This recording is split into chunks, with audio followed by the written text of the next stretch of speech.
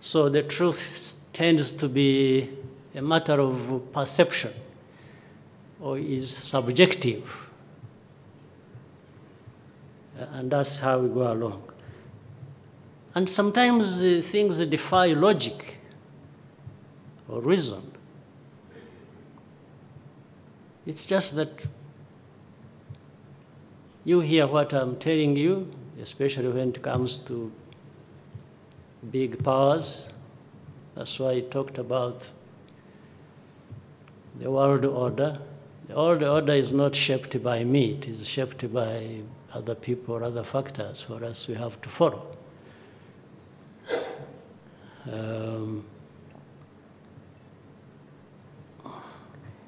Let me pick one example I wanted to say. For what is happening in between us and Congo and within Congo and all the...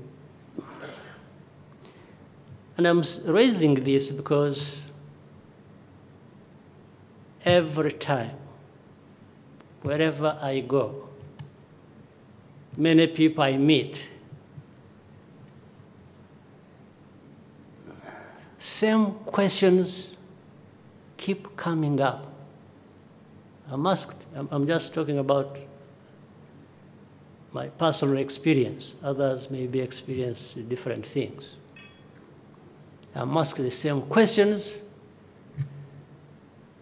I try to give the answers, but because I'm asked so many times, I try to give answers, same answers, but in a different way to see if the one asking, maybe who did not understand last time we met, by way of reframing or rephrasing what I'm answering, they may understand. But it keeps coming the same way. So what does this mean? And I want to build on that to give you an example.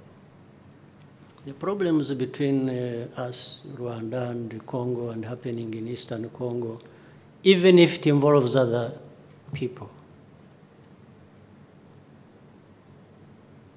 Now we are into it more than 20 years, between 20 and 25 years. And things keep happening of this kind we have today, almost in cycles, every 5 years. There's something like this, similar to this. 5 years, we have something. 5 years, we have something. Like the current situation we have was there 10 years ago, 2012.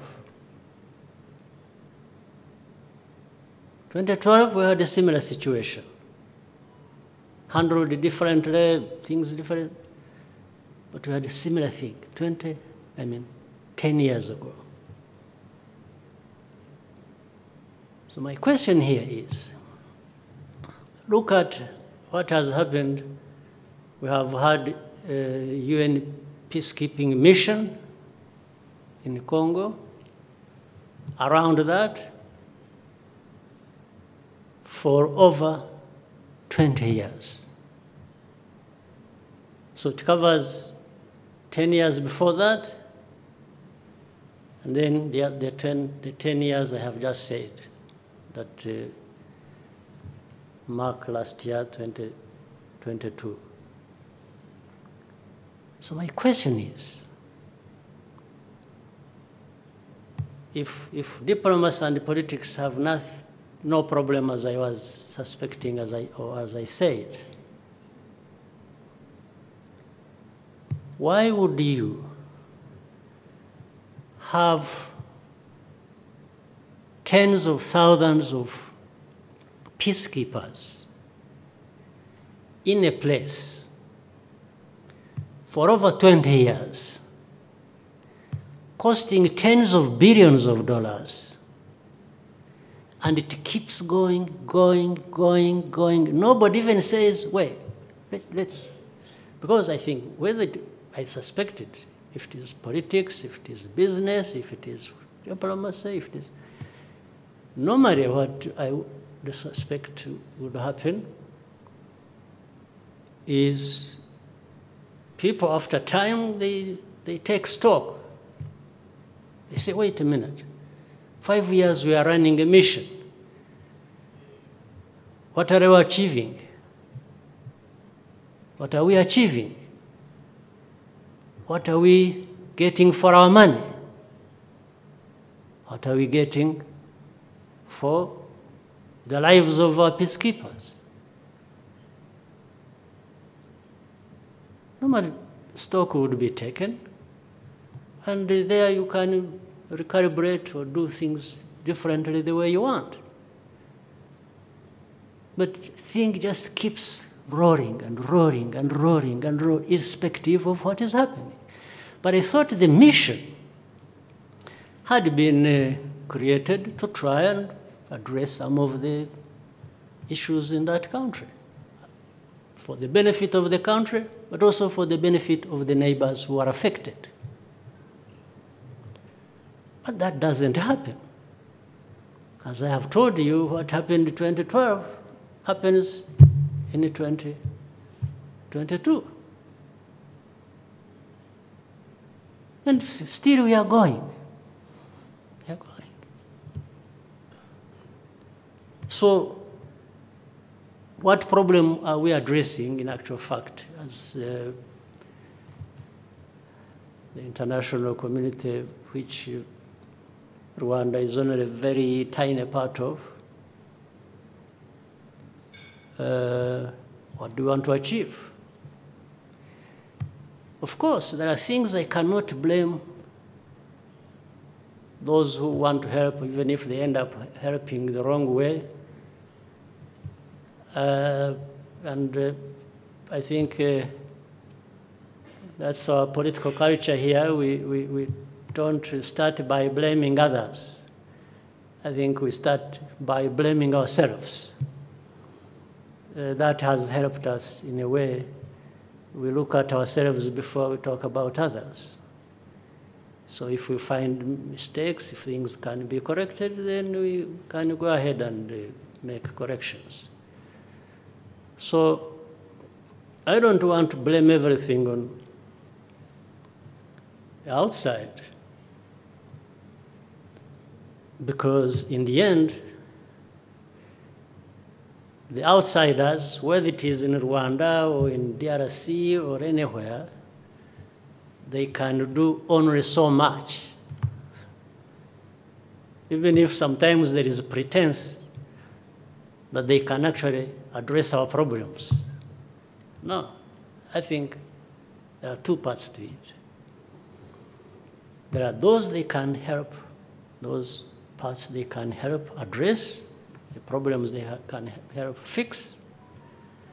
There are others only the people of that country can fix. I mean, that's a fact. You cannot govern my country, you cannot govern Congo, you cannot govern any other country on their behalf, on our behalf. No. It would be a big mistake, which I hope maybe over the years I thought we could have learned something. So I wouldn't blame anybody for what is my problem that I need to fix, and blame somebody else for not being the one to fix it. That's, for us, a guiding principle. That's what we believe in. There are things for us to fix. There are things we can fix with the help of others, like I started with thanking the partnership we have with many of you. So really the question here begged is, today, it doesn't matter. It's as if we get lost in he said, he did, the other one said, he did, he said, and it goes on and on and on, except fixing the actual problem. And that's how sometimes you find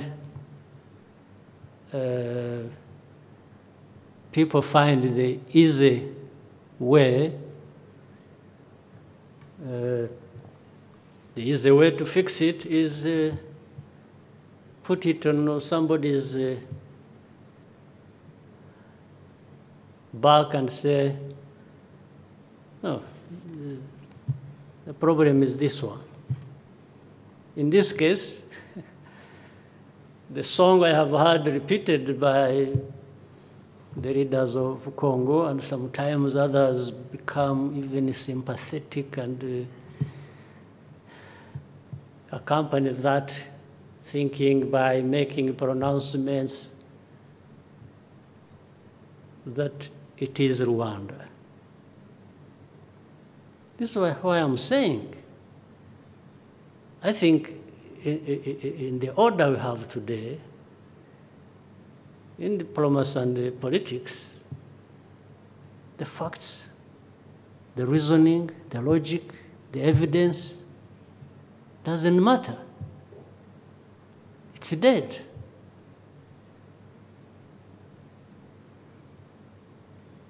But here, let me tell you something. Even for those who think they are doing that because they must protect, they must do what, and their interests, you are dead wrong, you are mistaken. Because,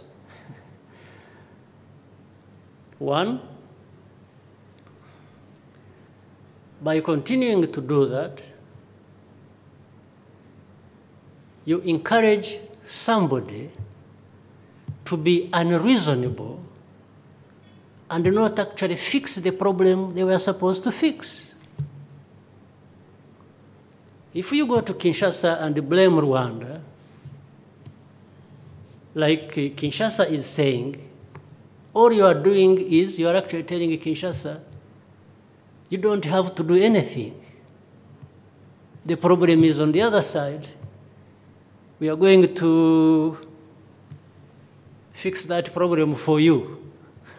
We are going to raise that issue with those people whom you keep blaming, and we are here to accompany you. That is the first mistake. The second mistake is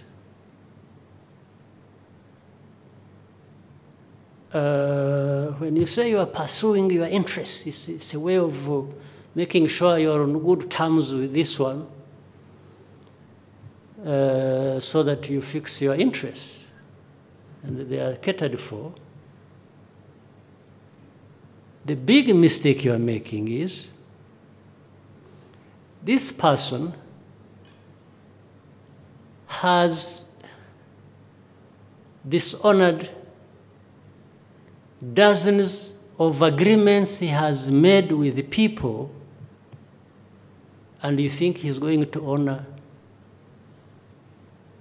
anything about you? If ever, including even last time, this last time we were in Bujumbura, we discussed, he was the president, the leader was there, and his entourage. We discussed things, it was in the open, he participated, we wrote a communique giving people a sense of what we discussed and the way forward. The communique is read, but the next day, the opposite communique is read in Kinshasa. Now, can you tell me that so many of us and others far away are so deaf and blind to these facts?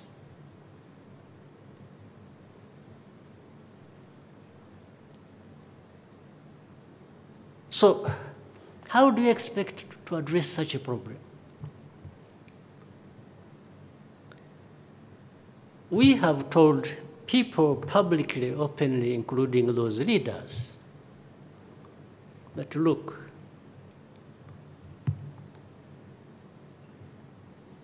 it's not enough. It has never worked anywhere.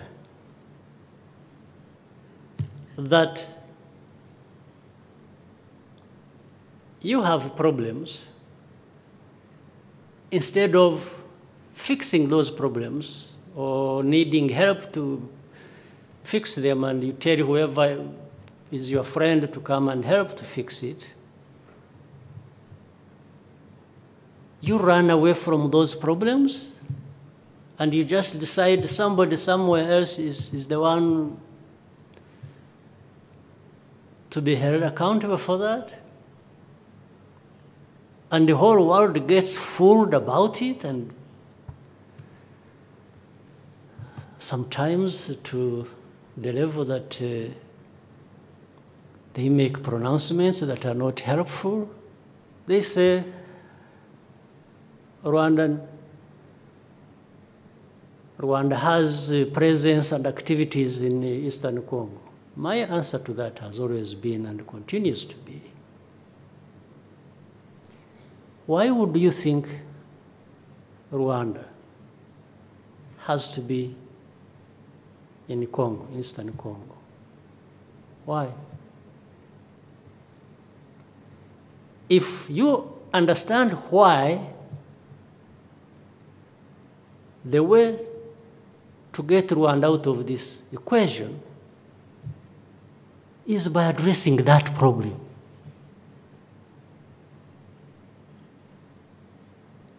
We have had the FDLR story, these remnants of genocide perpetrators, for the last more or less a generation. Close to 30 years. It's not a fiction. It's not a myth. It's not anything created. It's a fact.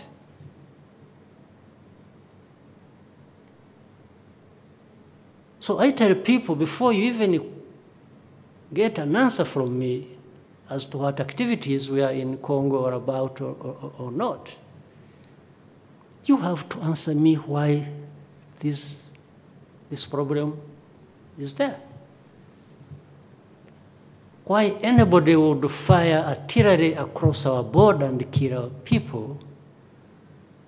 Why FDLR in 2019 in November would cross the border and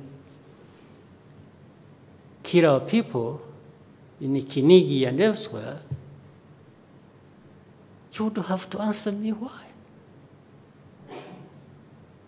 I'm not even asking you to come and help me fix that problem. When they get across the border, we fix it. But why don't we fix that problem from the source? Why? Why are people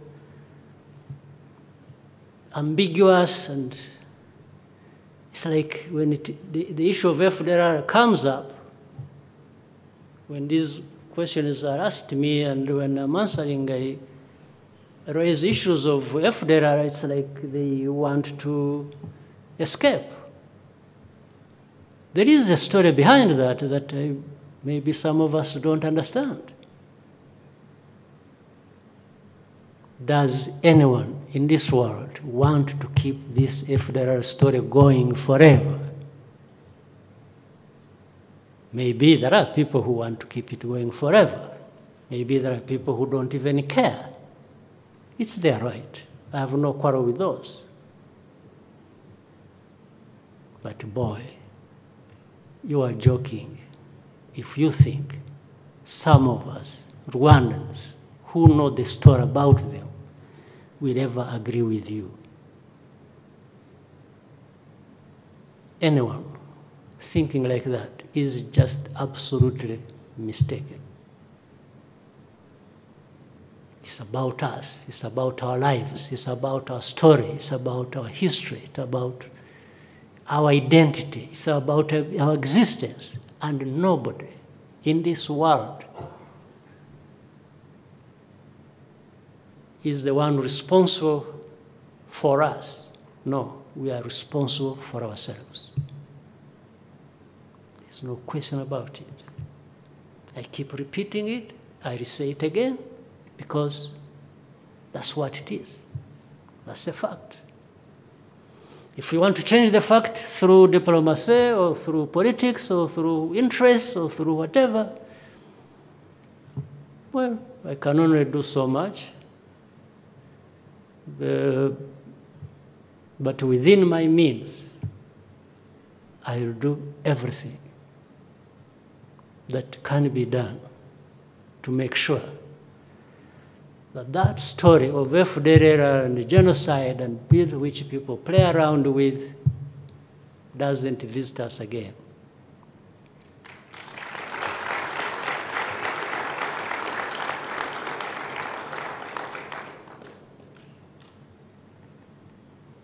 The rest, we can keep massaging the problem and playing around with it, and I don't know what to do about it. You know, there are these reports you hear about, reports about there's something called a group of experts. They make reports. Those who task them, one day add something else they should look at, what I've just said. Can't the experts find out for us why this story of FDLR keeps going on? Why it has to wait until it even results into hate speech and killings and persecution that is going on currently? Can't they tell us the story? Who is behind the hate speech? Who is behind the killings? Who? What is the story of continued existence of FDLR? Some experts need to tell us if they are worth being called the name. I know they are actually worth it. They have the capacity. But again, it's the politics, it's the diplomacy. So somebody with full expertise and knowledge and skill is just, you know, as kids, I was taught by some, when we were young, at school, by Indian children who were going to school together in high school, how to fly kites. Kites, you know. So these experts are flown like kites. They just, no, I mean, sometimes the experts need to be experts and not be flown like kites.